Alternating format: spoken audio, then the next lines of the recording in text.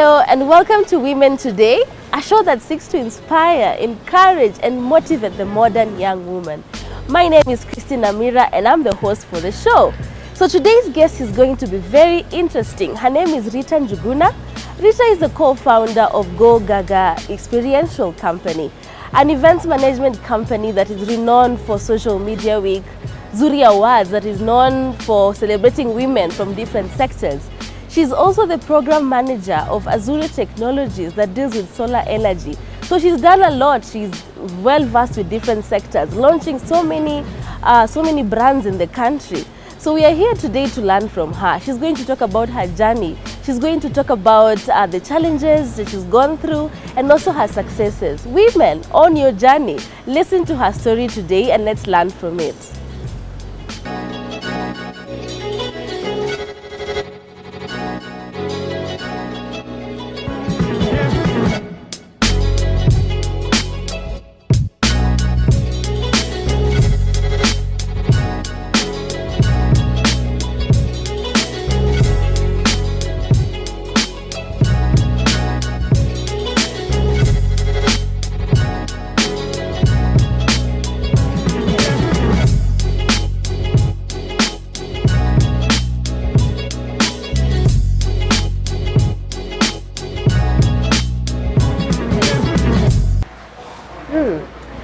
So welcome Rita. Thank you so much for coming and being part of Women Today, agreeing to be interviewed, choosing to inspire, encourage and motivate modern young ladies out there. Okay. So maybe you can just tell us, who's Rita? Tell us a little bit about you. I'll start off. Rita is a believer. I try to act within the biblical principles, you know. Nice. Yes. Then number two, I'm a wife of one. I'm a mother. I don't want to forget, I'm a sister to 4 others, but had to be forced to be a firstborn at some point because my brother traveled many years ago, so I had to take care of my siblings for quite some time. But both parents are alive, so I'm also a daughter. Hopefully my mother is listening to this, a very good daughter, I would say. Yes, but career-wise, I work in the solar industry, programs manager in Zuri Technologies. What we do is we sell Pego solar to off-grid communities. So those women, if you see me during the week, maybe when I'm off in the rural areas, I'm wearing jeans and a t-shirt, walking around in Hobawe or Busia because those are my really interesting places to go to. Yeah. Yes. Okay. But apart from that, my sister and I have a company called Go Gaga Experiential. So she runs the day-to-day business. And we have 3 platforms, Social Media Week, which started in 2016. We have Digital Media Awards, which is now in the 3rd year. And we have Zuri Awards, which is in the 4th year. And each of them has a defining moment for us because we either focus into women or education. That's our key forte. Yes, we say Go Gaga Experiential, but we are all about education and women. Okay, yes. Interesting. Yes. So as we were speaking, you were telling me about life. Maybe you can also tell the viewers, how has life been? How has life been treating you so far? How would you say? As a mother and a wife, I mean, life has been interesting for me. I've been married for, actually my anniversary is on Sunday, the 28th. So I've been married for 6 years. Yeah. Ask me whether I wanted to get married, I don't know. But when I got married, I'm excited. You're happy about it. So my husband and I are very good friends, so that has been going on well. And I tell God thank you every day. 2 boys jumping around every day.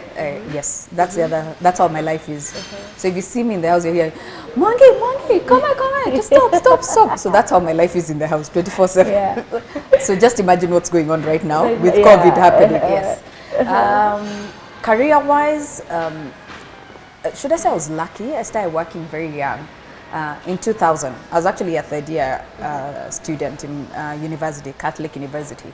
So I was invited by a friend of mine who used to work for the agency. So thank you, Suomanga. Suomanga is the director of exclamation marketing. Okay. So she's the one who invited, she told my friend, just call some of your friends to come. There's this new company starting off called Wananchi Online. So I ended up working for Wananchi Online at that time. And that was the idea. You had focus. Let me tell you, it wasn't focus. It was money to buy clothes and other things. And but yourself. Myself, yeah. But the key for me is starting to work early really put a lot of things into perspective for me. Because Wananchi Online was a first ever interesting internet service provider. That time internet was just coming into the country. It was just hitting. Yeah, so that's the first time I even touched a MacBook. You know, yes. You were quite trendy early. Yes, but I worked with very interesting people. So like the CS of ICT, Joe Musher was our head of technical then. And then there's a lady called Jerry Ryonge who was our CEO. So I always say who I am today is a bit because of Jerry, because of how, hey, let me tell you, you couldn't come to work late. So yeah. So she put us in such a way that we had to be very principled, especially when you're young, it's tricky. And in campus by then. So in campus, when I used to go back to school, we used to have pagers. Well, I don't think you ever saw a pager. No. There's something called a pager. So you get a message since I was in Karen. So in case there's a customer in Karen, I get a pager message saying, Rita, go to this road or call the office now. So I call the office, this customer wants internet, go install for them. So I used to go install internet services. Nice. And I don't know whether you know what a landline is. There were those landlines. I do. Not the new ones, the old ones. I know them. The ones that those ones, yes. goes round. Yeah. So somehow I think I was a IT guru then. I go with a big modem. Yeah. I have to convince Telcom how the line has to be working that day for me to be able to do a solution. Yes. So that's how my career started. Fast forward later on, worked for Telcom Kenya many years later. But I thank God I worked for Telcom. The reason why I joined Telcom was not even because of money or anything. Actually, I took a pay cut to work for Telcom at that point in 2005. Yes. But the reason I wanted to work for Telcom is because I was so tired of having to. You're always bribing someone, please, let me give you a t-shirt so that you give me an internet connection. Because I'm in the ISP world, we have to work with Telcom because all internet had to go through Telcom at that time. So I joined Telcom to actually make a difference, to make so that someone can know there's this lady called Rita, you don't have to know how anything, she'll sort you out. She'll sort you out, yes. And that's how I joined Telcom. And yes, for 7 years it was, quite an interesting journey. Started from a business development executive, ended up as a product manager for data. Yes. Your life has been interesting along the journey. Yes, and you see, I've just told you two places out. There are many others. So in total, how many companies you've say? Not really, because to date I worked for Wananchi, went to work for Swift Global, worked for Telcom. No, I had a stint in the oil industry actually. Yeah, I should have stayed in oil industry by the. That's where the money is. You know, I didn't know that. No one guided me at that time. No one guided me, but remember, my core to me was to make a difference. So the minute I got the job in Telcom, it was easy for me to drop oil industry because I knew my focus, what I wanted to do. Yes, but oil industry, the money was good. Yes. So you've always known what career you want to lean on, or what path you want to follow in terms of career or life? Not really. Should I say when I was going to campus? Let's start from just after high school. So my mom asked me, what do you want to do? I said, I've had this IT thing people are doing. So I ended up doing IDPM, what is called IMIS now. And my father asked me, where do you want to do it? So I said, let me look for the college somewhere. So I ended up in SPS, what is now KSPS, if it's still there. Yes. So I ended up doing IDPM there, but that was just to mark time. You know, one thinking what next. So as I'm there, all these people I meet in IDPM are saying, yeah, you know, I'm going to USIU to do international business. I think USIU had just started at that time, so I'm going to do IBA. So one day my father asked me, what do you want to do? There's this thing called IBA, which everyone is doing.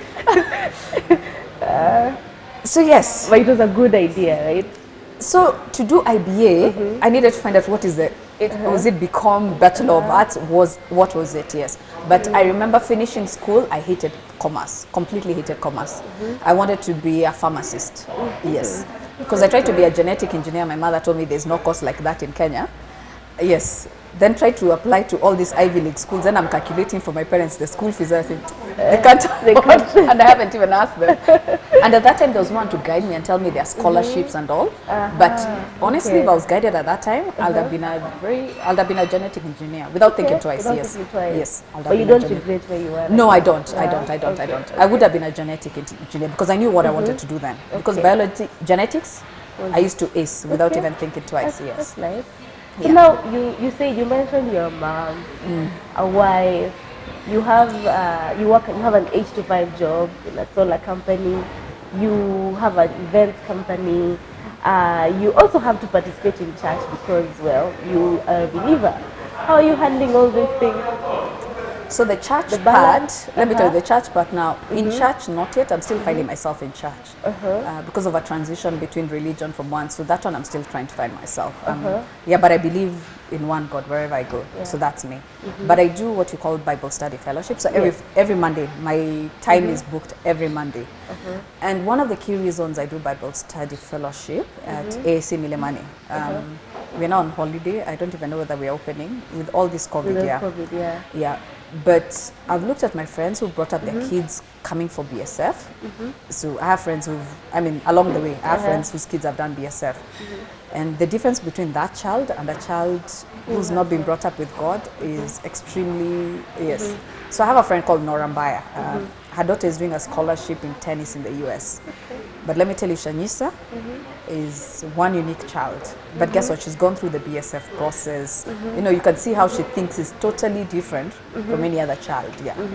And that's what I'd like my sons to go through. I really want them, So even though it means I'm in BSF for 20 years, I'm stuck in BSF for 20 years, Okay, that's nice. I know Nora's challenged me to do the children's program and all. Yes, I think I will. So, and I've done Sunday school. Once in a while, I've done Sunday school. Yes. So that's where you derive your strength and balance, I would say, from the spiritual. Spiritually, yes. And also, you know, today if I slept, I'm happy because I make a difference. So my policy is, what difference do I make in life, in whatever I do? And one of the clear things, I don't tell myself I'm a mentor, no. I don't go walking around, hey, I'm here, I'm a mentor, no. I don't have that attitude. Mine is different. I'll sit with you, I'll listen to you. We can even just be talking. And I pick something and, you know, it develops to something else. And I have my phone on. Anytime you want to talk to me, call me, I'll talk to you. That's how I do my mentorship. I don't sit down and tell people, please meet me every morning at 8 o'clock, we need to do this mentorship thing. I tried myself and it backfired on me, so yes. So I believe also, depending on how people are, I believe my stories will help you along the way. And where I can help you, I'll help you, yes. And money doesn't drive me, that's the other weird thing. But I thank my parents for how they brought me up, so I'm okay with who I am. That's one key thing I know. Okay, interesting. Yes. So do you believe in the ability to balance work, life, social, all that? So I'm those people, on a Saturday I can wake up and decide I'm doing nothing. Ship my kids to my in-laws or my mother, and I sit on the sofa and do nothing. Watch movies the whole day. That is me. I tell people that, and I actually did that this Saturday. So I can do that very easily, and I believe that's where I drive my strength. And I just sit and just, you know, just one of those things. Yes. So there was a time as a workaholic, I can say that. So in telecom, because of having to deal with there was a lot of competition coming in. Safaricom growing. Then I was in the middle of the whole product development team, and I was in charge of data. And being in charge of data, I'm talking about internet. So I was in charge of internet, the whole internet, just what we used to call internet everywhere in telecom. So I had to think about it day and night. You have to work with technical people, so I used to wake up in the middle of the night. I actually used to live at the back end of where the technical offices used to be. So I wake up, buy them breakfast, go to take, because I want my product out nicely. Yes. And I guess that's why I started learning relationship management. It's not bribing, but you're just becoming friends with people, buy them tea. If they're going to work the whole night, buy them dinner. You know, that's true. Yes, so that's how I developed that skill. And it's come a long way for me, because anybody, you can ask anybody along the way. Unless I did something, no, I don't think so. Yes, what you see is what you get, and very few people like honesty. And I think that's the biggest challenge I have, because I'm honest to the core. I'll tell you as is. And Okay, interesting. So let's talk about Zuri Awards. Why did you start Zuri Awards? I know it's about celebrating women from different sectors. Tell us more about that. So Zuri Awards, so my niece is called Zuri, we start from there. Nice. As the name was being conceived, she was conceived. Okay. Yes, And then Zuri is also she's named after me in the cultural way. So she's named after me, yes. So during social media week, the first social media week, we kept on having all these engagements, Ministry of Gender, Oracle, just name any big Microsoft, who they were all coming together, and all of them are saying we're doing this women, Safaricom, we're doing this women gender thing. And every time we invite them, they say, yeah, we're just doing this women thing and all. Yeah, but everybody has a budget, but they're all working in silos with their own budgets. Yes. So we put together for the first time, brought all these corporates into one place. The then Minister of Gender. So she tells us, bring all these people together. Let's just sit down and think what we can do together. So that's how it all started. So as you notice, corporates have their own different, what you call KPIs, as people say. Everybody has their own, this is where our values, We realized people were streaming out into this whole agenda the ministry was trying to put. So we decided as Go Gaga, why don't we do something unique and different? Every time if you look at the newspaper, the same women are being celebrated. Honestly, it's the same story every day, Yes. So we looked at it and said, how can we do it different? And because we're going to do digital, how do we use the digital platform? And how do we still call all these corporates to come and work with us? But you see, we are neutral. So our value is just women. So we are the one with a unique value proposition, which is just women. So that's how Zuri started. We decided, why don't we do an award where we're just celebrating women making a difference?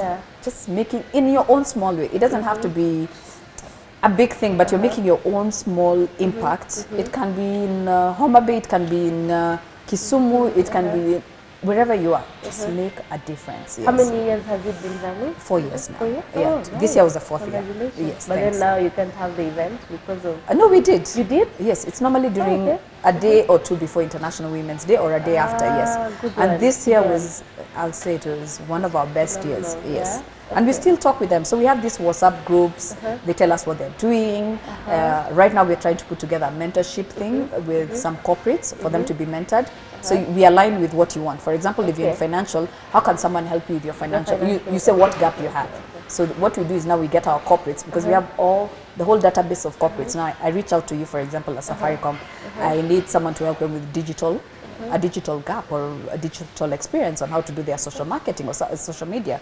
Is there someone within your team who can mentor them? And that's what we do. So we just link. Nominate these women, like to come and win their, before they win their awards? We don't. We just put together a team of judges. We sit down. We are not there at all. Totally not there. Yes. And we normally work very closely with the Ministry of Gender. And normally Safaricom has been our partner for so many years. Safaricom Women in Technology specific, yes. So they've really worked with us. So with that, we get all these judges from different places. You get someone who's good at education. So education, you'll get help coming in. You'll get Dr. Weche, who does a lot of mentorship for the young people. So we get different people coming in together. Once they sit in together, they're the ones who judge. And they come up with a criteria and say these are the best in the 3 categories. We started with 5 categories, now we have 15 categories. Okay, the categories are education, you say? So there's education, finance, women in business, agriculture, renewable energy, media, I can name it. Just look at all the sectors and we try and see the women in the different sectors. So key for us when we started at 5, we had UN Women coming along. So Zabib asked us a question: how do you judge someone in media and entertainment at the same level? You can't do that as someone else in that. So from 5, we ended up in 15 because each industry is unique. Yes. What drives you? For example, you told me you're in, you do a bit of communication and PR. So how do you get someone within the media space or communication and PR who's making a difference? Yes. And for us, impact for us is how many people are you touching. It's not about how much noise you're making. It's how many people are you touching along the way. Yes. I like that you stick to that social impact, the social impact that you have. The impact that you have is what we look at. Yes. But I'm curious, as you're going with the interview, you seem to name things at a personal level.